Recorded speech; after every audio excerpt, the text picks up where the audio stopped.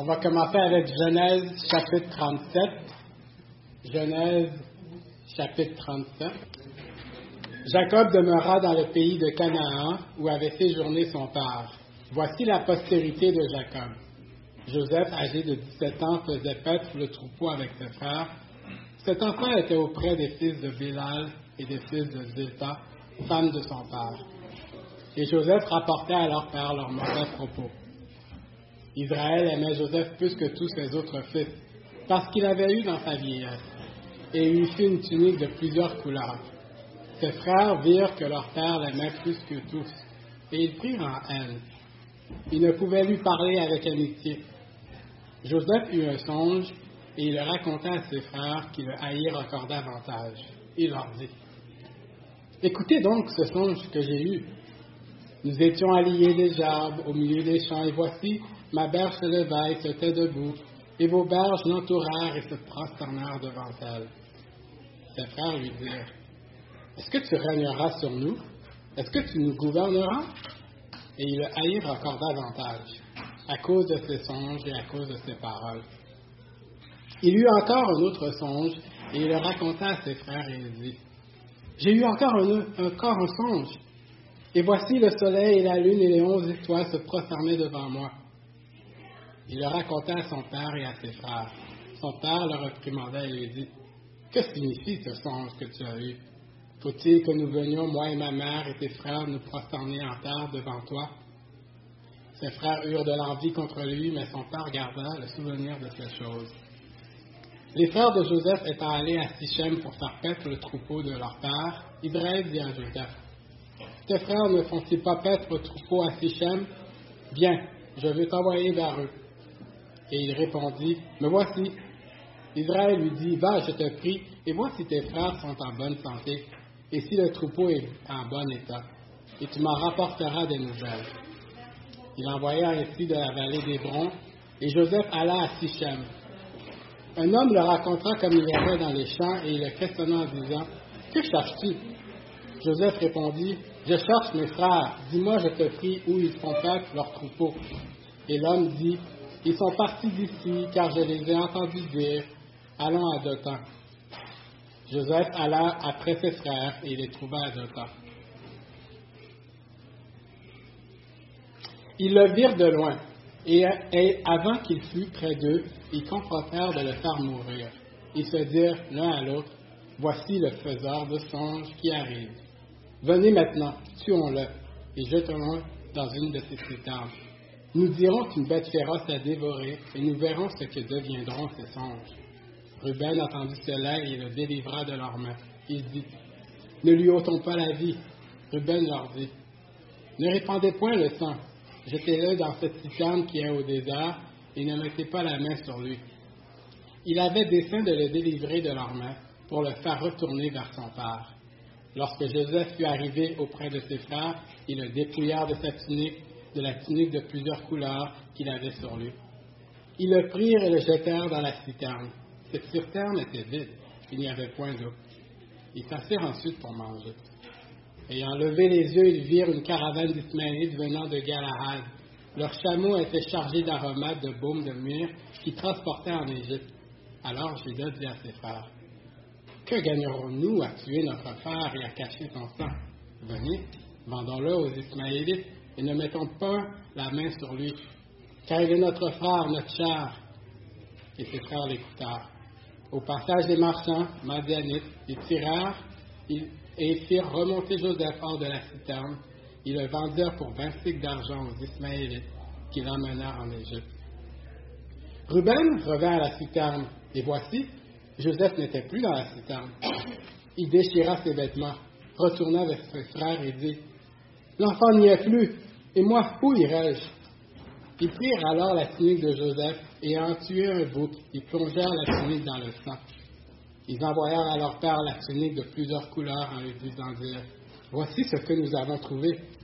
Reconnais si c'est la tunique de ton fils ou non. » Jacob la reconnut et dit, « C'est la tunique de mon fils, une bête féroce l'a dévorée. » Joseph a été mis en pièces, et il déchira ses vêtements, et mit un sac sur ses reins, et il porta longtemps le deuil de son fils. Tous ses fils et toutes ses filles vinrent pour le consoler, mais ne voulut recevoir aucune consolation. Il disait, c'est en pleurant que je descendrai vers mon fils au séjour des morts. Et il pleurait son fils. Les Madianites le vendirent en Égypte à Potiphar, officier de Pharaon, chef des gardes.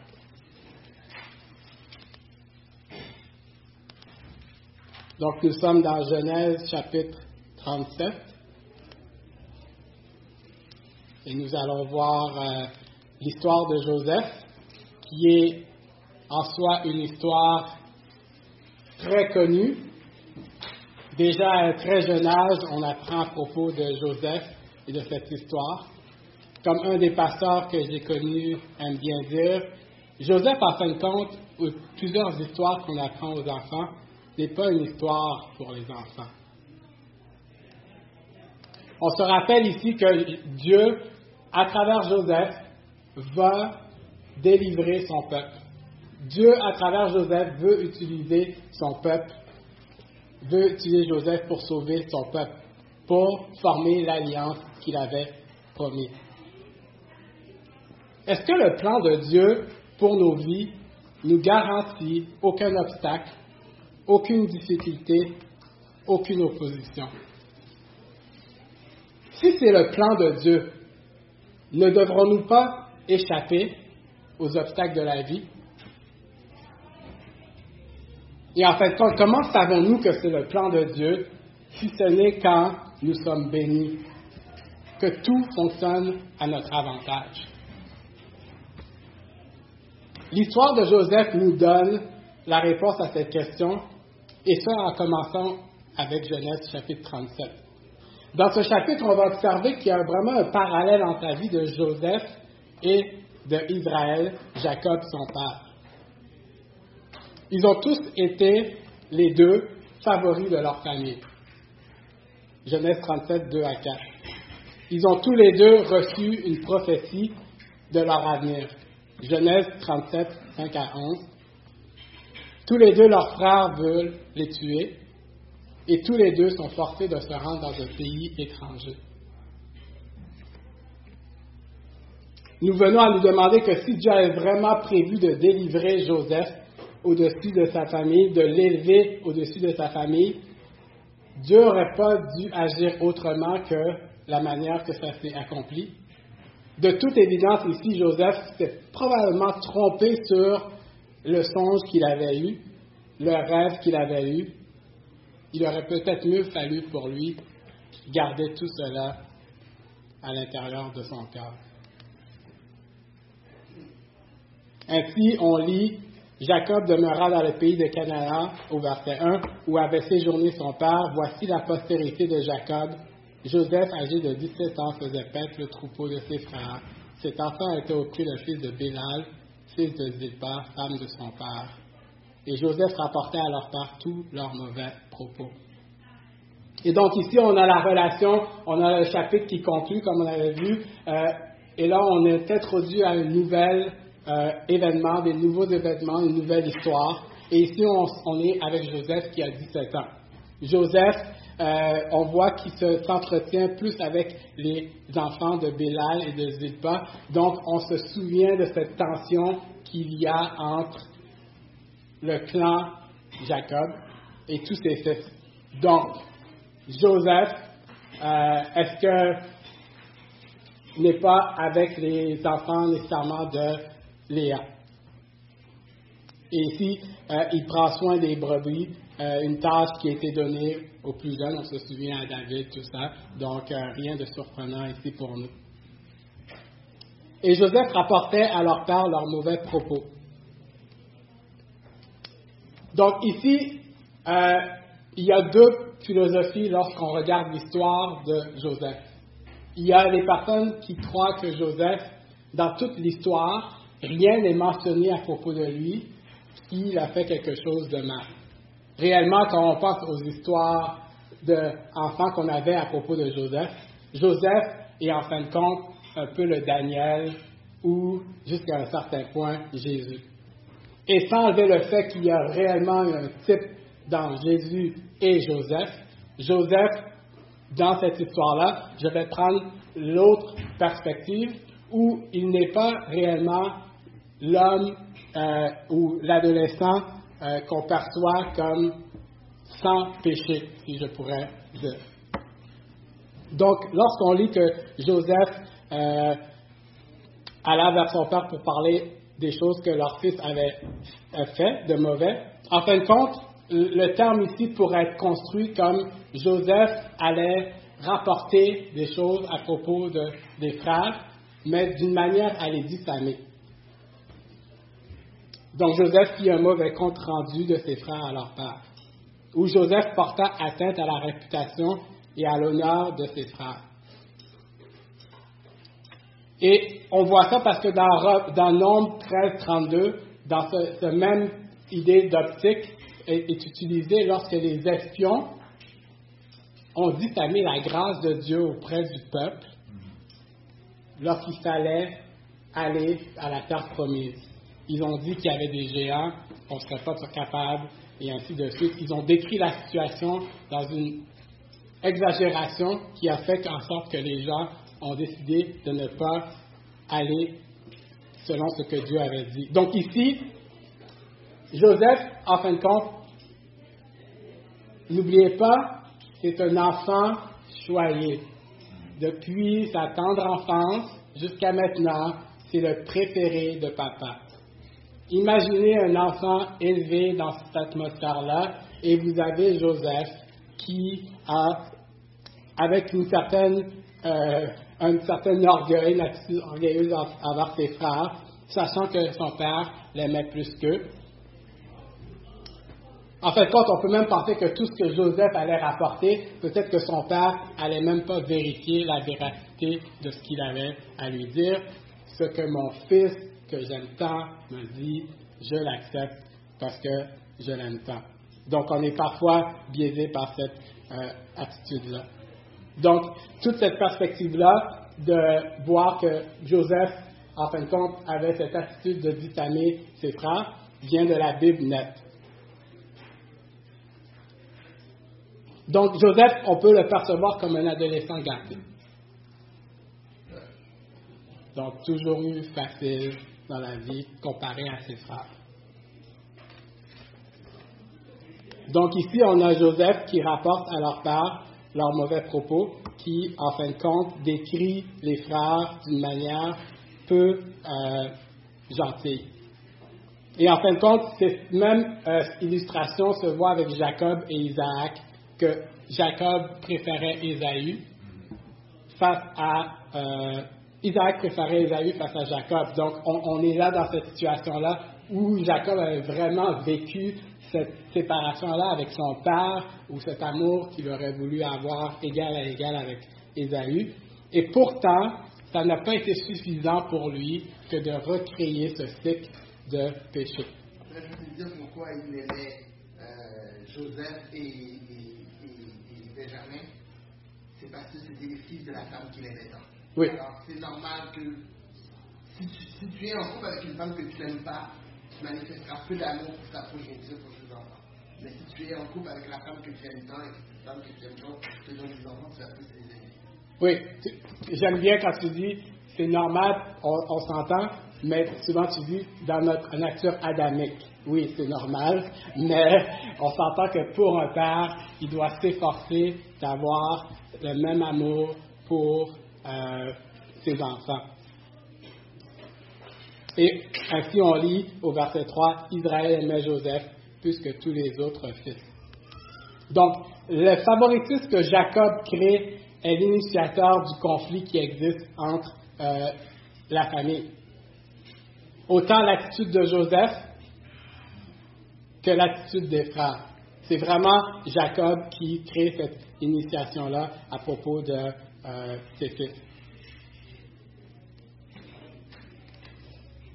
Donc, au cours de mon étude, j'avais presque pensé regarder ce passage-là sous le cycle du péché et poser la question, est-ce qu'on peut briser le cycle du péché? Mais réellement, on voit ici peut-être plus une question de comment Dieu nous révèle que son plan, on est en accord avec son plan.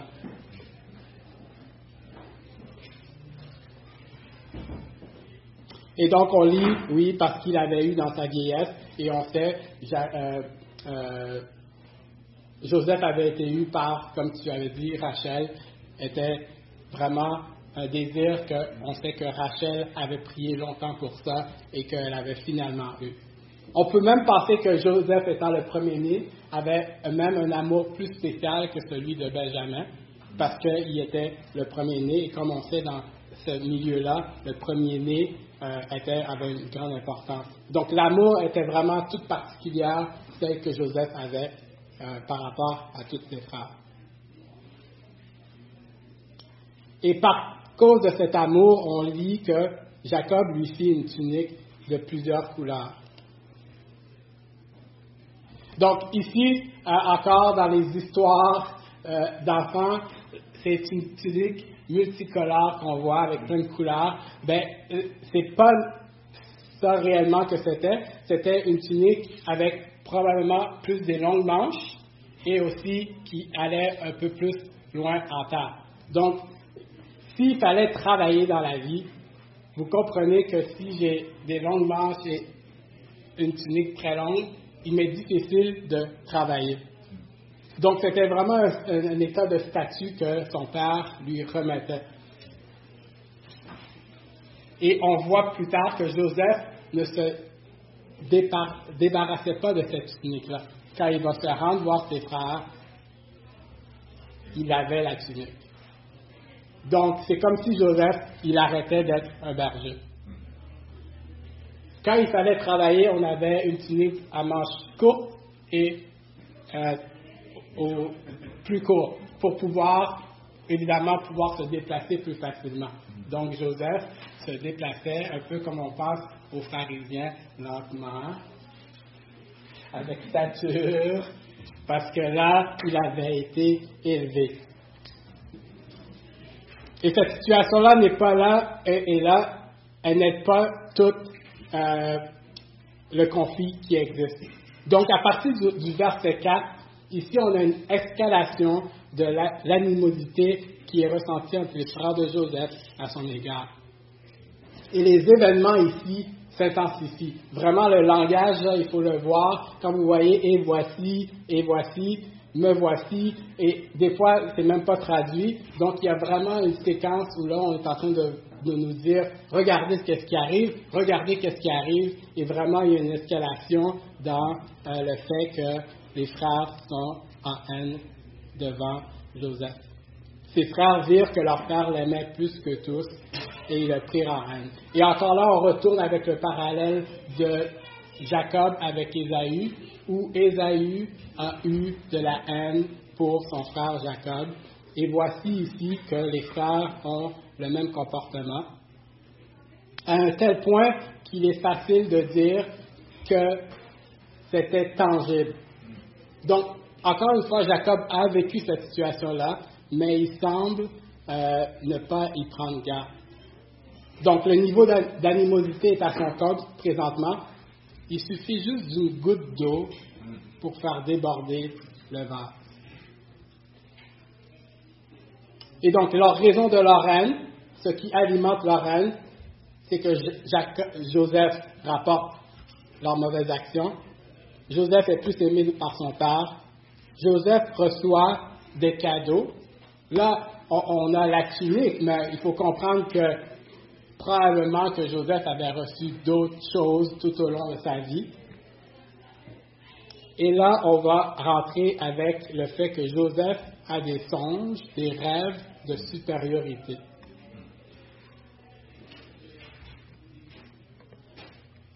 Donc, le favoritisme crée de la jalousie, qui crée de la haine, et qui finalement, on va voir, va créer le meurtre.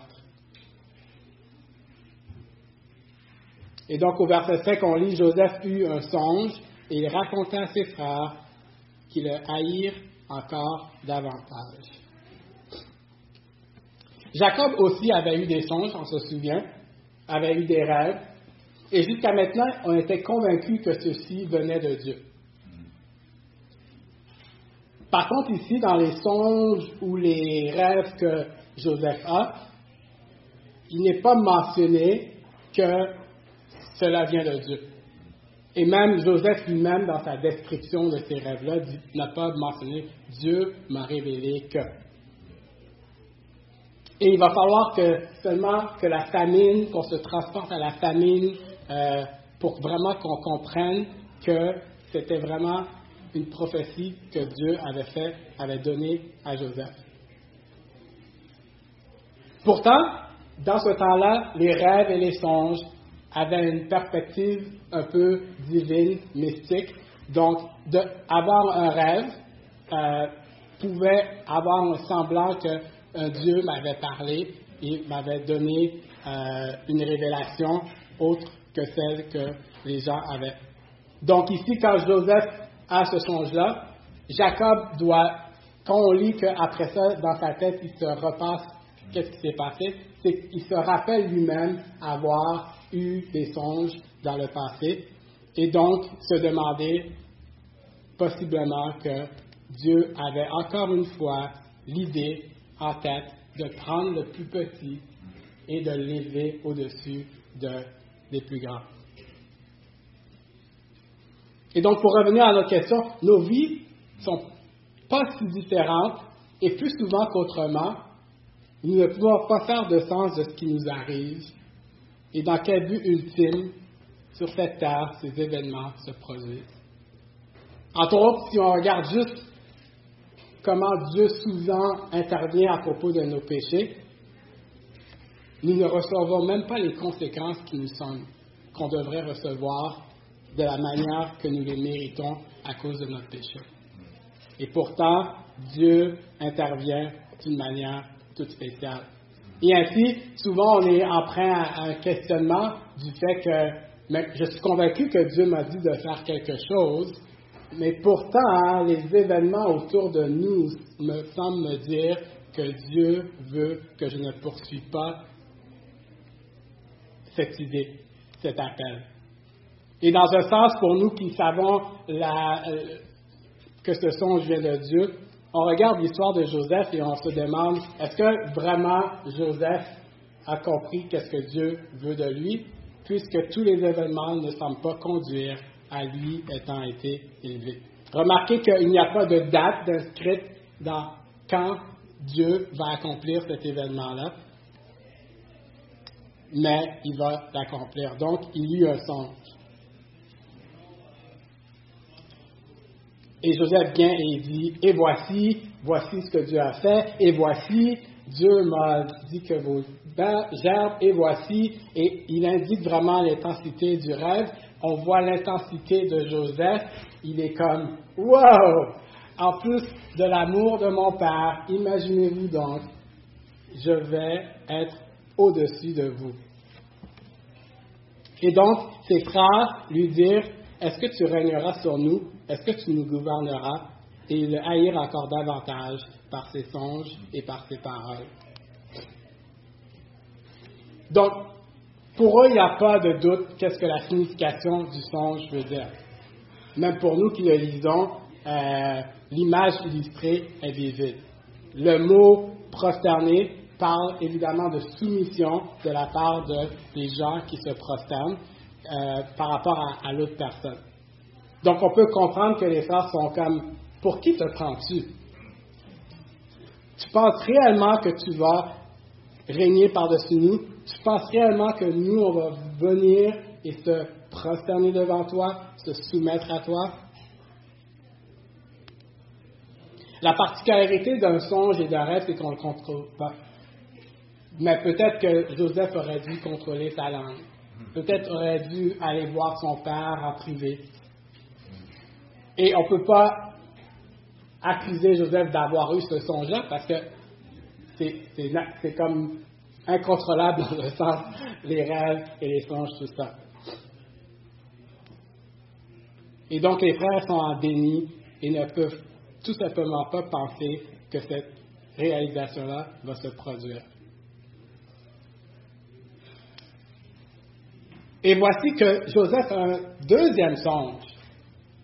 Donc, on se souvient, la haine des frères peut être coupée au couteau. C'est tellement tendu là qu'il faut être aveugle pour ne pas voir l'animosité qu'il y a. Mais Joseph, il y a un second songe, puis évidemment, il décide qu'il va encore le dire à ses frères et à son père. Et là, on voit que réellement toute la famille va se prosterner devant lui. Et là, son père le réprimande. Parce qu'il faut penser que à cause de ces paroles, là, il y a les songes, puis à cause de ces paroles, il y a la description des songes, puis après ça, il peut avoir tout le autour de ce que Joseph peut dire. Donc, son père le réprimande, mais il y a déjà tout de suite une tournure où son père repense dans sa tête à tous les songes que probablement lui, il avait eus. On voit ça dans Genèse 25, 23. Et l'Éternel lui dit, 2 nations dans ton ventre et 2 peuples se sépareront au sortir de tes entrailles. Un de ces peuples sera plus fort que l'autre et le plus grand sera assujetti au plus petit. C'était ça la prophétie qu'il avait eue pour Jacob. Et voici qu'elle se répétait à nouveau en Joseph.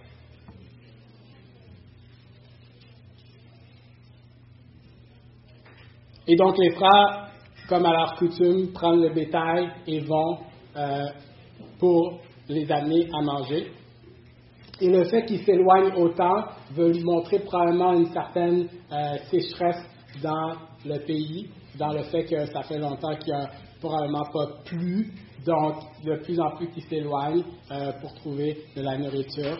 Ce qui est étonnant, c'est qu'ils se rendent à Sichem, donc encore là, soit que la crainte de Dieu est encore sur les peuples qui fait en sorte que les fils sont protégés. Ils ont, d'une certaine manière, aucune gêne de retourner là. Et c'est une certaine distance de se rendre à nouveau. Donc, ils sont partis pendant un certain temps lorsque Jacob demande à Joseph d'aller les voir. Et qui de mieux que Joseph pour se rendre pour s'enquérir des frères et de savoir qu'est-ce qui se passe, parce que Joseph va vraiment dire tout ce qui se passe et tout ce qui ne fonctionne pas. Et donc, il est prêt, Joseph, à répondre à l'appel que son père lui donne. Donc, encore là, avec toute l'animosité qu'il y a, on peut se demander pourquoi Jacob demande à Joseph d'aller ainsi. Il semble comme, encore une fois, on se souvient, Jacob souvent est retiré, il n'intervient pas, il est silencieux dans beaucoup de situations, et même là, il envoie son fils vers ses frères. Probablement qu'il ne sait même pas où les frères sont, là. Il connaît la direction, mais il ne sait pas jusqu'à où ils sont évidemment rendus. Donc Joseph se rend jusqu'à Sichem, et rendu à Sichem, il rencontre un homme qui lui demande « Qui cherches-tu » Et c'est étonnant parce que l'homme semble connaître cet entourage-là, donc il lui dit « Ah oui, j'ai vu tes frères, ils vont à Dothan. » Et donc Joseph se rend à Dothan. Au verset 18, on lit « Ils le virent de loin, et avant qu'il fût près d'eux, ils complotèrent de le faire mourir. » Et ils le virent de loin parce que la tunique, on peut penser à la tunique et à la démarche de Joseph. Et ici, ils complotent de le tuer. Et encore une fois, on a cette même illustration avec Jacob et Ésaü, où la mère de Jacob doit intervenir pour lui dire « Va-t'en, ton frère va te tuer. »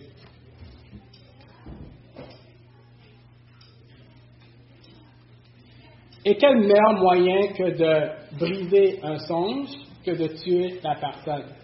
Si la personne, elle est morte, il n'y a aucune manière que ce songe va se réaliser. Et ici, on voit que Ruben, au verset 21, entendit cela, et il le délivra de leurs mains en leur disant de ne pas le tuer.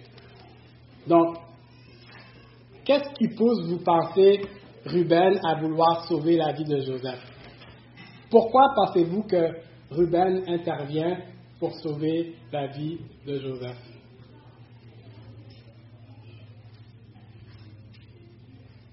«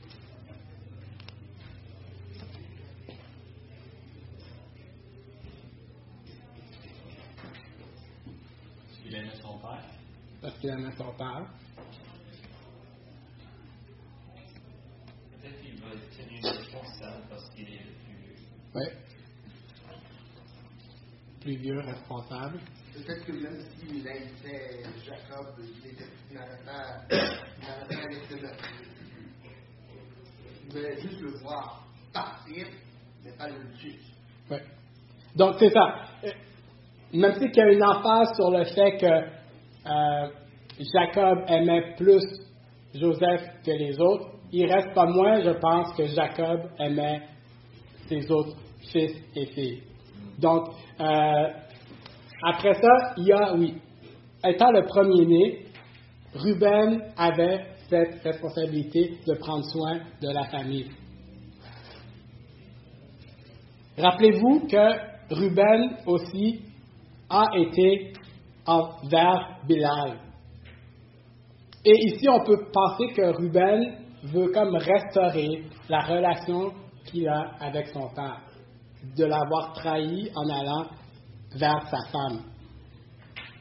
Et on voit un peu cette réaction comme très vive du fait qu'il va déchirer ses vêtements. Il est déjà un peu en défaveur avec son père suite à sa réaction avec Bilal. Et là, maintenant, il va perdre l'enfant le plus aimé de son père, lui qui est responsable. Il n'y a pas de doute que là, Ruben, il faut qu'il arrange cette situation-là. Et on voit encore, il use d'une certaine manière de ruse pour convaincre ses frères.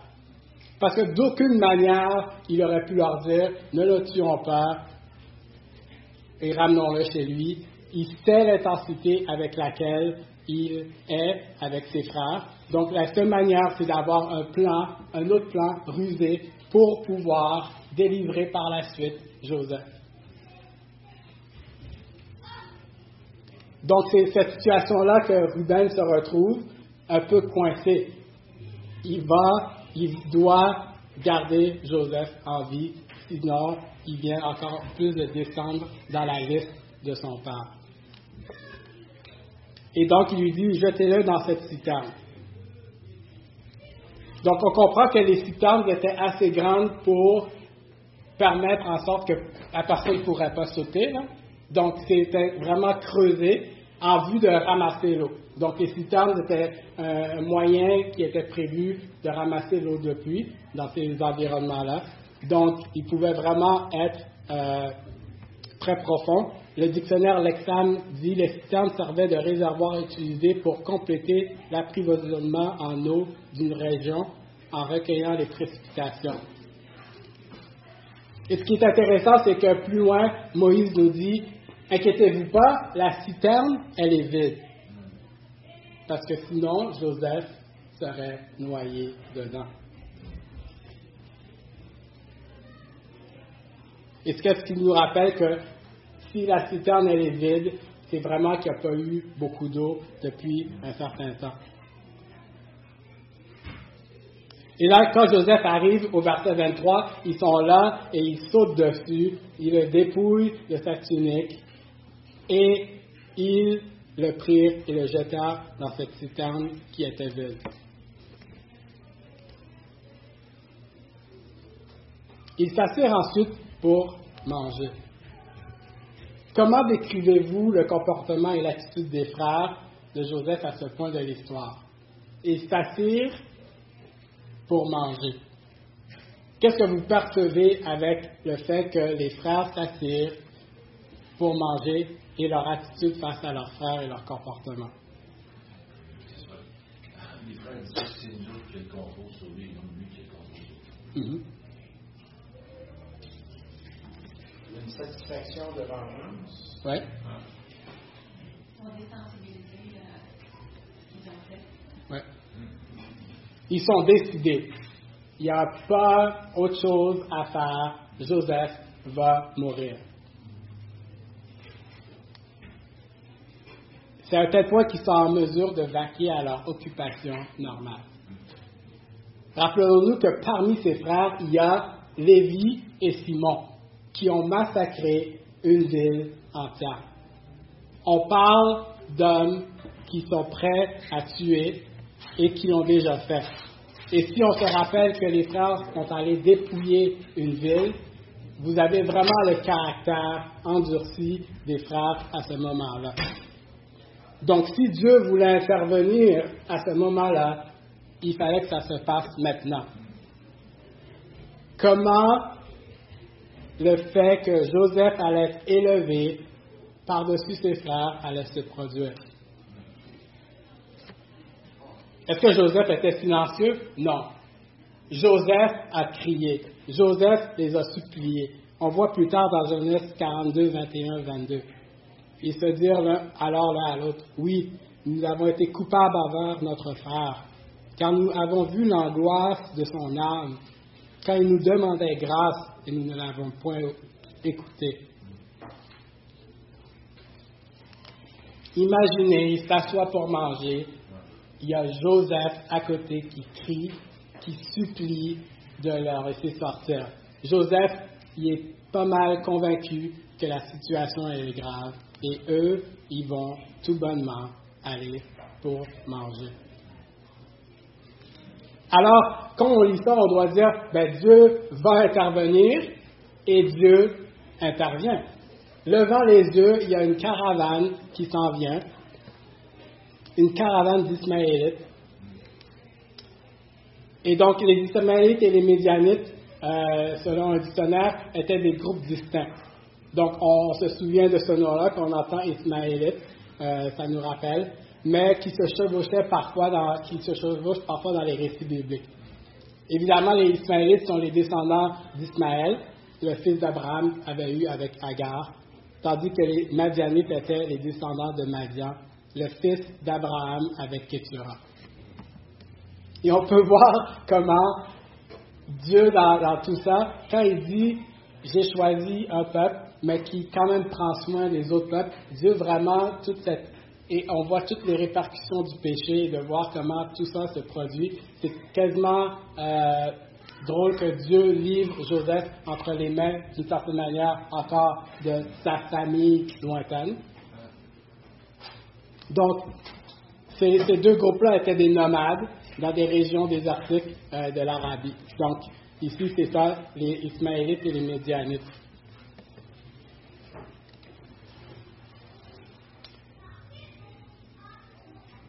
Donc, une caravane d'Ismaélites venant de Gaad, leurs chameaux étaient chargés d'aromates, de baumes, de myrrhe, qu'ils transportaient en Égypte. Et ainsi, Juda a l'idée de vendre Joseph à cette caravane-là qui se rendait en Égypte. Et ainsi, on voit encore la même relation entre Jacob et Joseph, que les deux sont forcés de quitter le pays où ils sont pour aller dans un lieu étranger. Et donc, les frères écoutent cette fois-là parce qu'ils ont encore plus une idée de gain financier par rapport au fait de juste avoir Joseph mort. De toute manière, il va être débarrassé de lui pendant très longtemps. Et l'argent ici qui est offert, c'est considéré comme 2 ans de salaire pour un berger. Donc, vous voyez que c'est quand même une somme assez considérable. Pensez à votre salaire que vous avez ou que vous avez eu, multipliez ça par 2 et c'est ce qui a été vendu. L'idée de à quel point c'était beaucoup d'argent d'avoir vendu Joseph au lieu de le tuer. Et donc, au verset 29, on voit Ruben qui revient et Joseph n'est plus dans la citerne. Il déchire ses vêtements et le fait de déchirer ses vêtements, c'est vraiment un geste symbolique significatif d'une profonde détresse, d'une émotionnelle et un profond chagrin. La même optique va se dérouler quand Jacob va recevoir la vie de son fils.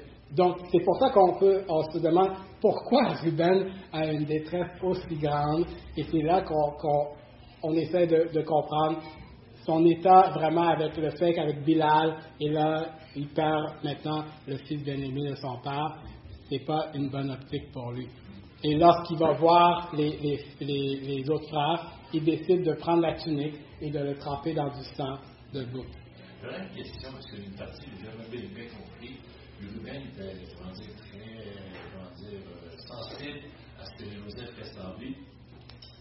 Puis là, je veux dire, tous les frères sont dessus, je veux dire, sur le puits, mais aussi qu'il est parti. Si je tenais à mon frère, je serais resté là. Ouais, non, mais il a vraiment été quelque part. Ouais, c'est ça. Puis peut-être qu'ils s'attendaient peut-être qu'ils ont des endroits que chacun va, je sais pas. Ouais. Et donc, il va à la rencontre des frères. Et là, il leur dit, comment ça, l'enfant n'est pas là? Encore là, il n'était pas écrit, mais ils ont probablement dit qu'il avait vendu tout ça. Et donc, il décide de tremper la tunique dans le sang et de l'envoyer au père. Remarquez que la réaction de Jacob ici,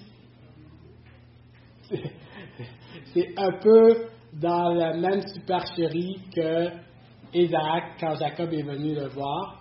Oui, il y a une certaine... C'est comme si il n'a pas essayé d'en savoir plus. Il a tout de suite fait une conclusion par rapport à ce qui s'était passé.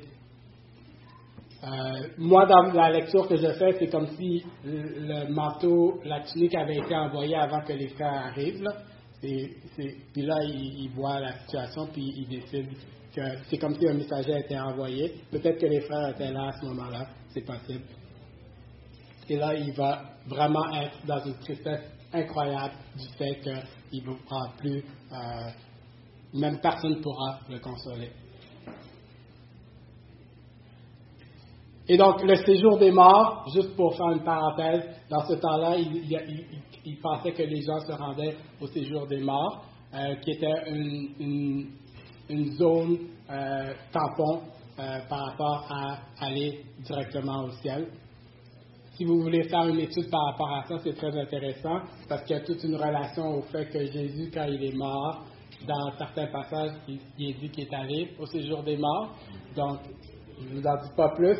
C'est pour piquer votre curiosité et d'en faire la recherche par vous-même par rapport à ça.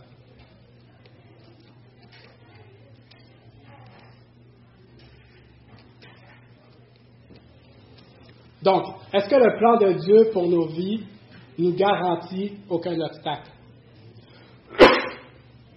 Aucune difficulté? Aucune opposition?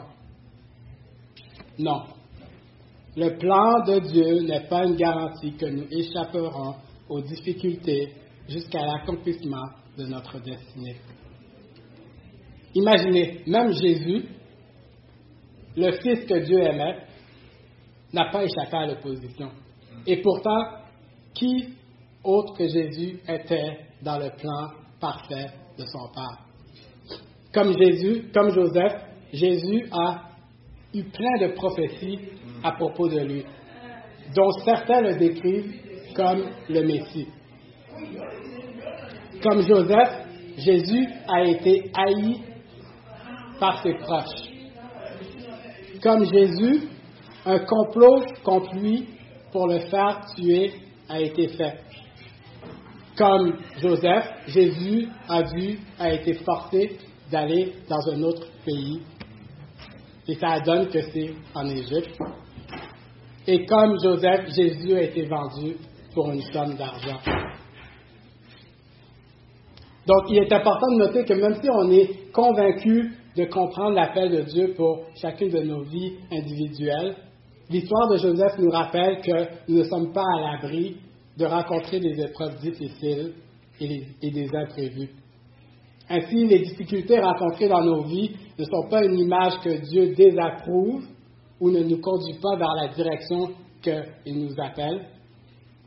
La vie de Jésus encore est un exemple concret de cela. Mais c'est notre tendance naturelle qu'à la première difficulté qui se pointe, de se questionner sur est-ce que j'avais vraiment, réellement bien compris qu'est-ce que Dieu me demandait de faire? Comment cela se peut-il si c'était Dieu qui m'avait dit de me rendre jusqu'ici? Nous devons plutôt espérer à la providence de Dieu de faire de nous des hommes et des femmes qui le considèrent comme le plus grand trésor de nos vies et qui manifestent notre plus grande satisfaction en lui. En fin de compte, Joseph va être transformer, du jeune adolescent gâté et devenir un homme qui est prêt à pardonner les plus grandes atrocités qui lui ont été faites. Et ainsi, on lit dans Genèse 45, versets 5 et versets 7 et 8. Maintenant, ne vous affligez pas et ne soyez pas fâchés de m'avoir vendu pour être conduit ici, car c'est pour vous sauver la vie que Dieu m'a envoyé devant vous. Dieu m'a envoyé devant vous pour vous faire subsister dans le pays et pour vous faire vivre dans une grande délivrance. Ce n'est donc pas vous qui m'avez envoyé ici, mais c'est Dieu. Il m'a établi père de Pharaon, maître de toute sa maison et gouverneur de tout le pays. Père, je veux te remercier parce que notre confiance repose sur le fait que tu nous diriges, que tu es avec nous, que tu ne nous abandonnes pas. Et tu nous l'as montré en donnant ton Fils à la croix pour nous, de nous pardonner nos péchés. Donne-nous de regarder Jésus et d'avoir l'espoir d'un jour d'être avec toi, transformé, renouvelé d'une manière parfaite et éternelle. Maintenant, donne-nous du courage sur cette terre de s'attendre à ton intervention dans nos vies. Par ton esprit, donne-nous de dépendre de toi et que malgré les difficultés qu'on a autour de nous, qu'on puisse répondre à l'appel que tu nous donnes. En ton nom, amen.